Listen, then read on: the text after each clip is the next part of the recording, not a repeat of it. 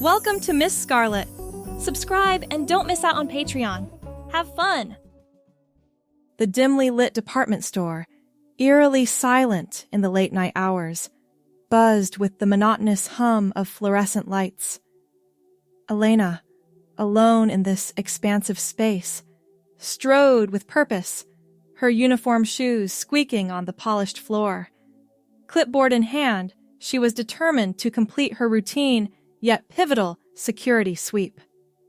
As she maneuvered through the labyrinth of mannequins in the designer section, her well-trained eye caught a glimpse of peculiar movement. Instinctively, her hand reached for the radio at her hip, as if to draw strength and courage from it. The slightest hesitation dissolved as she honed in on the anomaly. "Hello?" Her voice, filled with a strange mix of authority and politeness, reverberated through the silent aisles. "The store is closed for the night." Elena moved closer, rounding a display of silk blouses. There, wedged between two mannequins, dressed in elegant evening wear, crouched a man, his broad shoulders hunched forward as if trying to disappear into himself. In his trembling hands, he clutched a coral silk blouse and navy A-line skirt to his chest like precious artifacts. "Sir?" Elena approached cautiously. "The store closed 30 minutes ago." His head snapped up, eyes wide with panic. He appeared to be in his mid-30s, with short brown hair and a clean-shaven face. His work clothes, khaki pants and a wrinkled button-down, suggested he'd come straight from an office job. "I'm sorry," he stammered, scrambling to his feet. I lost track of time." But he made no move to return the garments, his knuckles white against the fabric. Elena had encountered shoplifters before, but something about the situation felt different. The man wasn't trying to conceal the items under his coat or in a bag. He was just holding them with such naked longing in his expression that Elena found herself hesitating instead of following protocol. "Those items," she said, pointing to the clothes in his grasp. "Were you planning to purchase them?" His face flushed crimson. Yes. No, I don't know." He swallowed hard. "I can't exactly wear them out of the store, can I?" The vulnerability in his voice struck her. She'd seen that look before, in her cousin's eyes years ago, before she had found the courage to be herself. "What's your name?" Elena asked, softening her tone. "Briggs. Thomas Briggs." "Well, Mr. Briggs, I should be escorting you out right now." His shoulders slumped. "Of course. I understand." Reluctantly, he began to lower the garments toward a nearby display table. "But," Elena continued, surprising herself, "I haven't finished my sentence. I should be escorting you out, but instead I'm wondering if you might be interested in an alternative arrangement." Briggs froze, confusion replacing the shame on his face. "What do you mean?" Elena glanced around the empty store. "The fitting rooms are private. After closing twice a week, I could let you in. You could try things on without anyone watching or judging. Tuesday and Thursday nights, I'm always the last one here." His mouth opened and closed without sound, as if he couldn't process her offer. "Why would you do that for me? You don't even know me!" Elena shrugged. "Because everyone deserves a safe space to figure themselves out. And because I've seen that look before. Like you're starving for something that's right in front of you, but feels impossible to reach."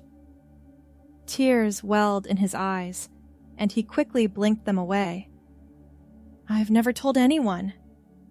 "You don't have to explain anything to me," Elena said. Just meet me at the employee entrance next Tuesday at 9:15 p.m. if you're interested. Bring your own clothes to change back into before you leave." The following Tuesday, Elena wasn't sure he would show. She busied herself with inventory counts, trying not to watch the clock. At 9:17 p.m., a hesitant knock sounded at the employee entrance. Briggs stood in the dim light, wearing the same khakis and button-down, clutching a small gym bag.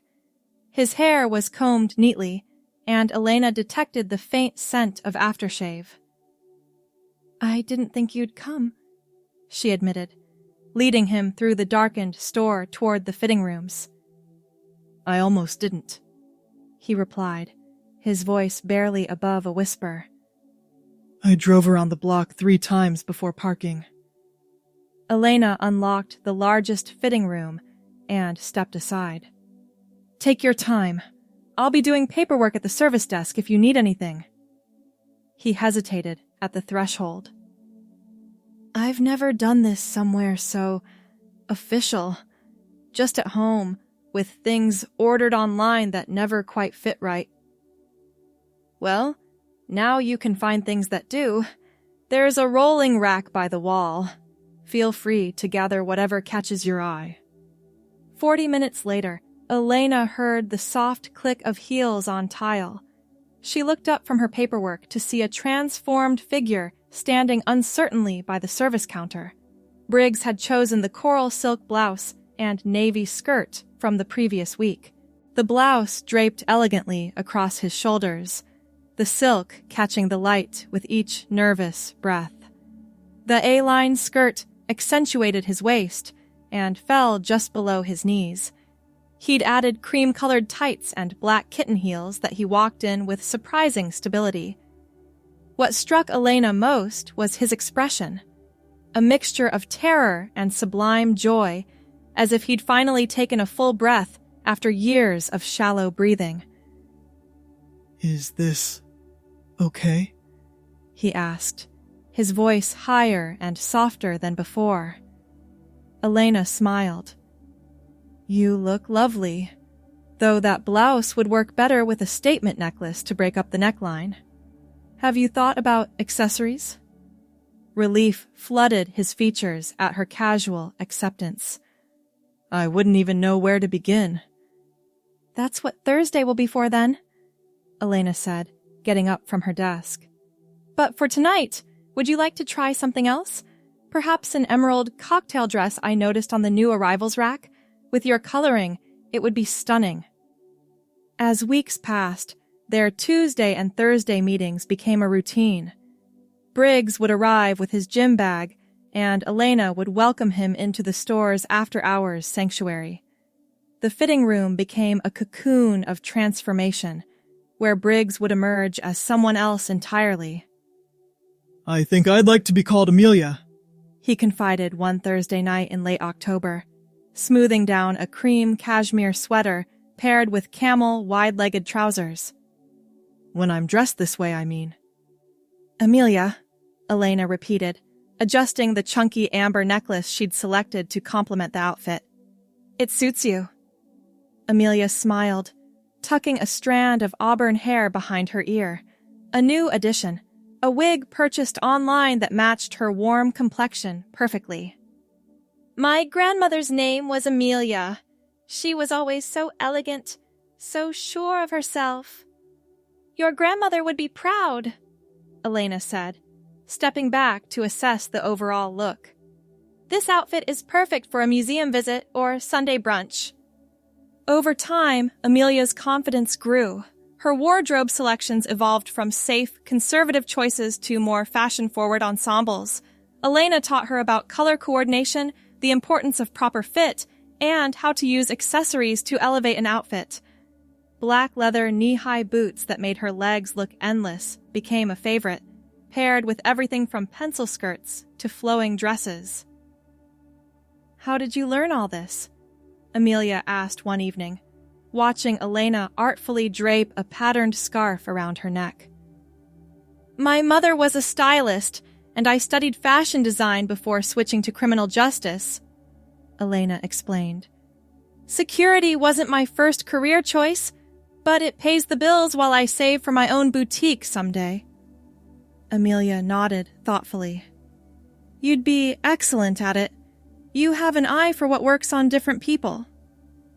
Speaking of which, Elena said, reaching into her bag, I brought you something. She handed Amelia a small makeup pouch. Just basics. Foundation, mascara, a neutral eyeshadow palette, and 3 lipsticks that will work with your coloring. Amelia's eyes widened. You didn't have to do that.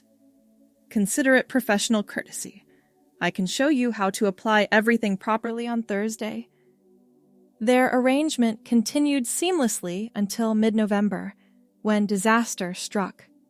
Elena and Amelia were in the accessories department, experimenting with statement earrings, when the overhead lights suddenly blazed to full brightness. What's going on here? A sharp voice demanded. They turned to find Margaret Winters, the store manager, standing by the escalator with keys in hand and confusion etched across her face. Her gaze traveled from Elena, in her security uniform, to Amelia, in an elegant burgundy wrap dress and those signature black boots. Elena? Who is this woman, and why are you both in my store after hours? Elena stepped forward protectively. Margaret, I can explain. Amelia froze, panic radiating from her rigid posture. The earring she'd been about to try slipped from her fingers, landing noiselessly on the carpeted floor.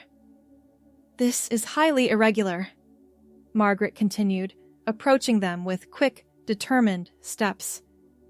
Is this some sort of unauthorized private shopping service? Are you charging for this? No, nothing like that, Elena insisted. This is Amelia. She's a friend. I've been allowing her to use the fitting rooms after hours. Margaret's eyes narrowed. For how long has this been going on? About 2 months, Elena admitted. I take full responsibility. Amelia had nowhere safe to express this side of herself, and I thought... You thought you could use company property without authorization? Margaret interrupted. This is grounds for immediate termination, Elena. Amelia finally found her voice. Please don't blame Elena. This was my fault. I was hiding in the store one night, and instead of calling security or humiliating me, she showed me kindness.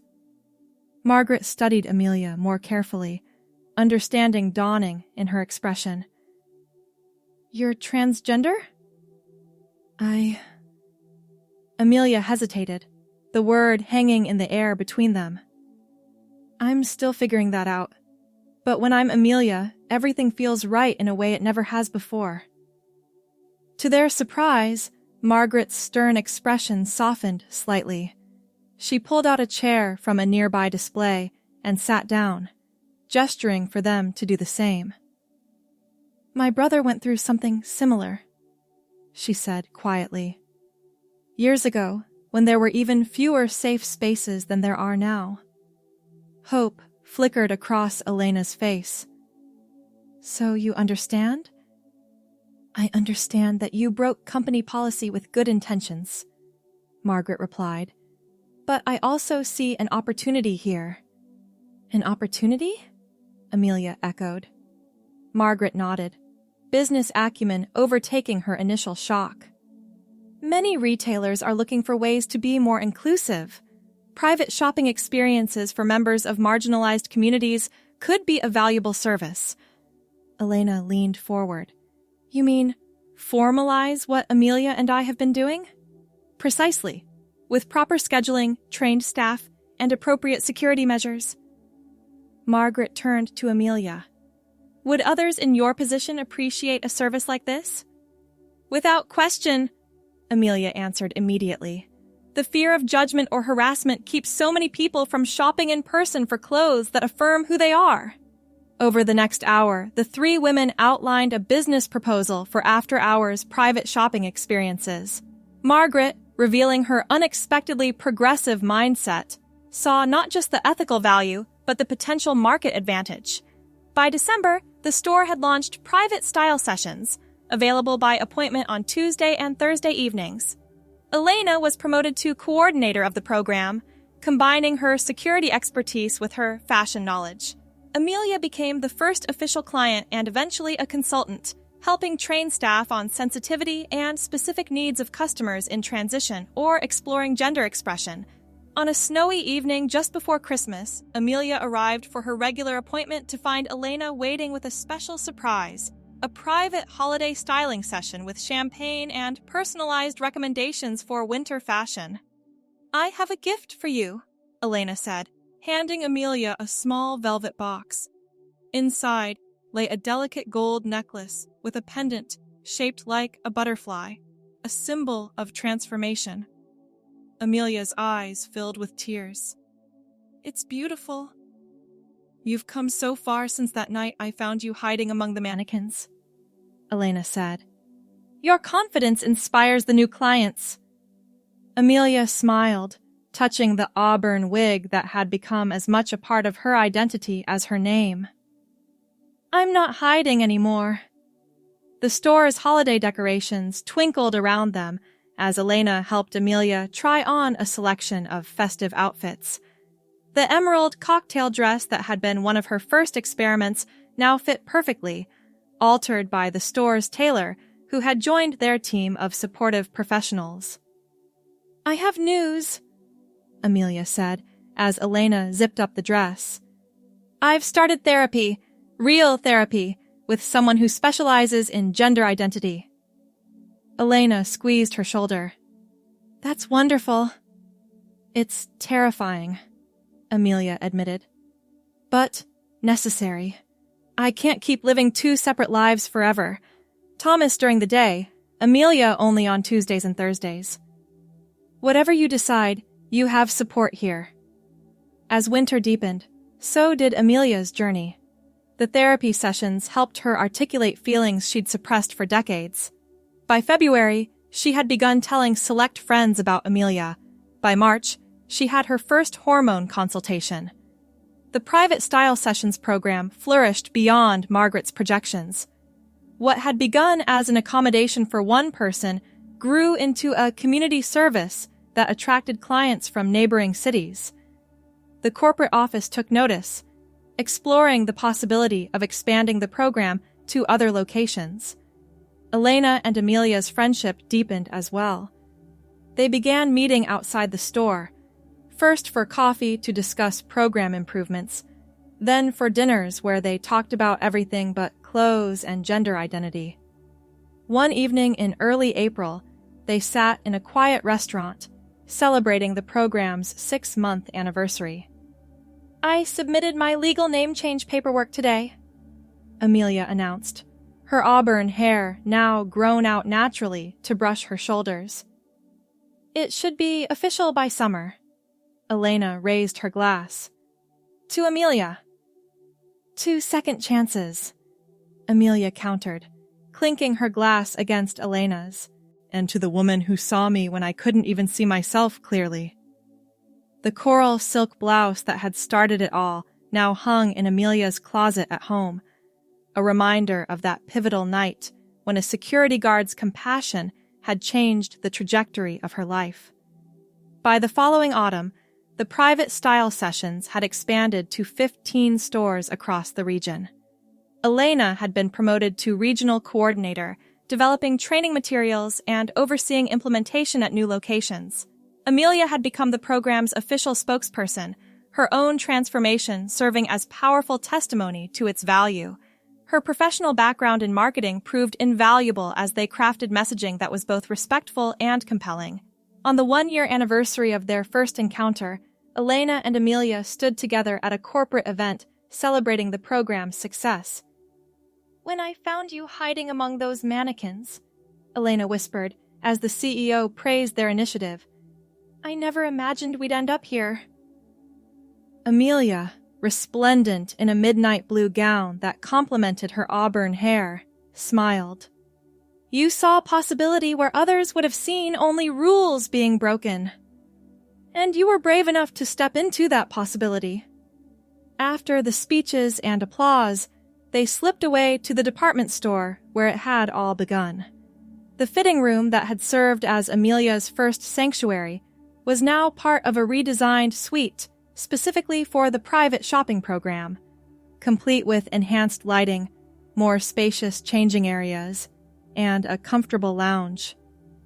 It seems so long ago, Amelia mused, running her hand along the wall. I was so terrified that night, clutching those clothes like they were a lifeline. They were a lifeline, Elena replied. For some people, the right clothes aren't just fabric. They're armor, they're affirmation, they're coming home to yourself. Amelia nodded, emotion tightening her throat. I keep thinking about others like me, still hiding, still afraid.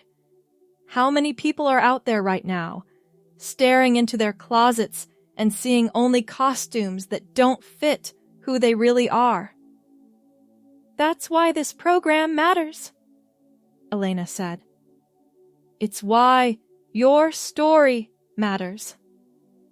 Amelia straightened her shoulders, the confidence she now carried visible in her posture. Our story. I wouldn't be here without you.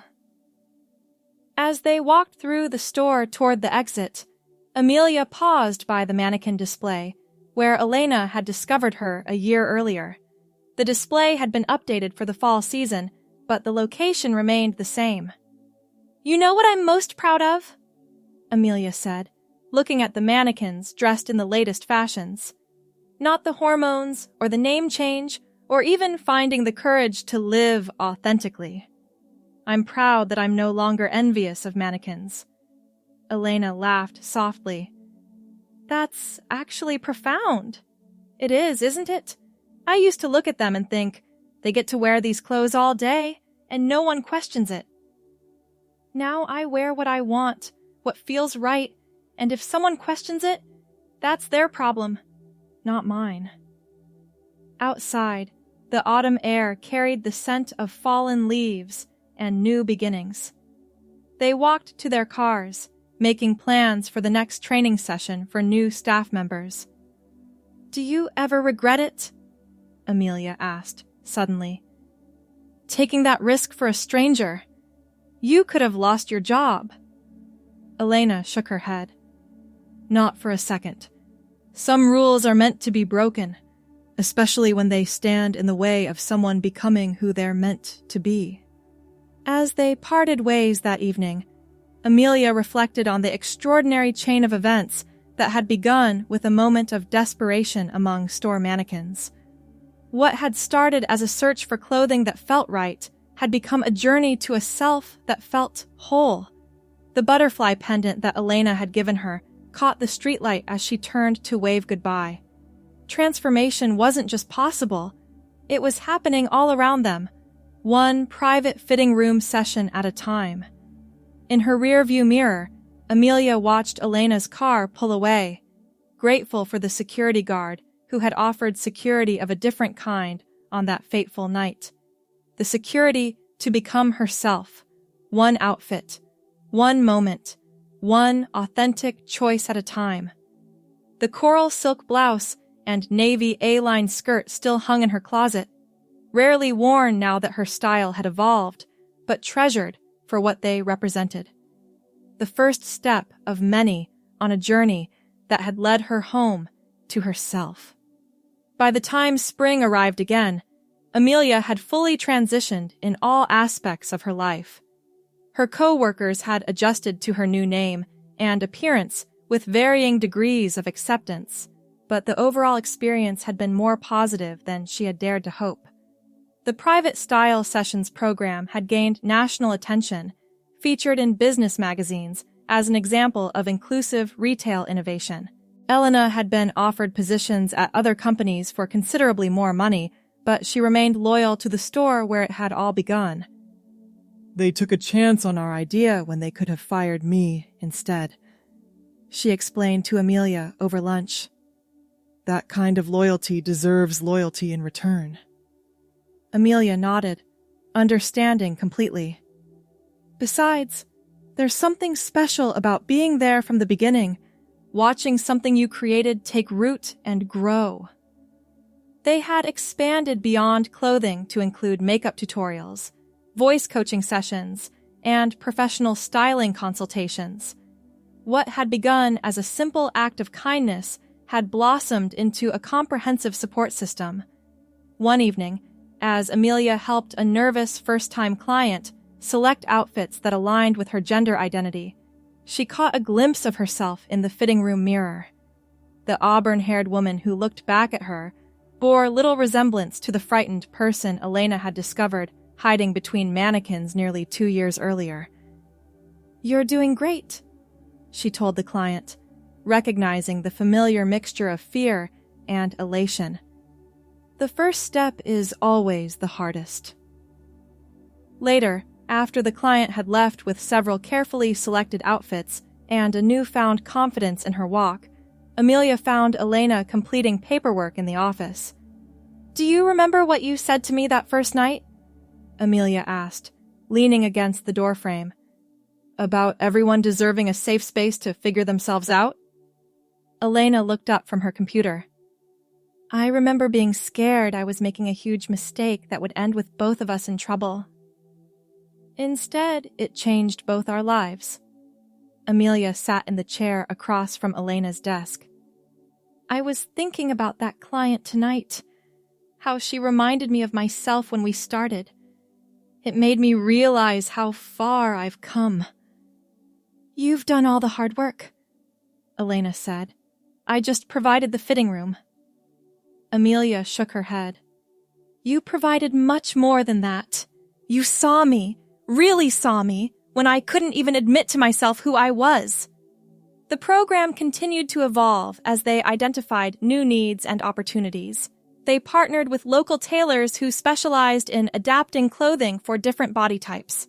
They created a resource guide for clients beginning their transitions.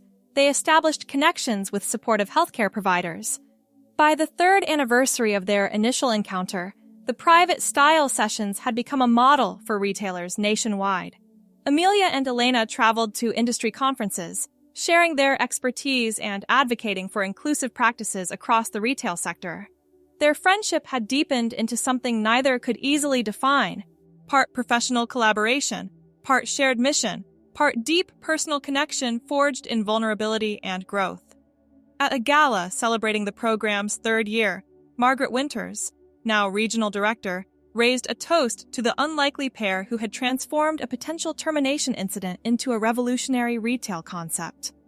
"Sometimes innovation comes from unexpected places," Margaret said, gesturing toward Elena and Amelia. "These two remind us that compassion and business success are not mutually exclusive." After the applause died down, Amelia found herself standing beside the mannequin display where her journey had begun. The mannequins now represented diverse body types and gender presentations, another change she and Elena had championed. "Full circle," Elena said, joining her. Amelia smiled, smoothing the fabric of her elegant pantsuit, a far cry from the hesitant outfit choices of her early days. "Not a circle, a spiral. We keep coming back to the same point, but always at a higher level."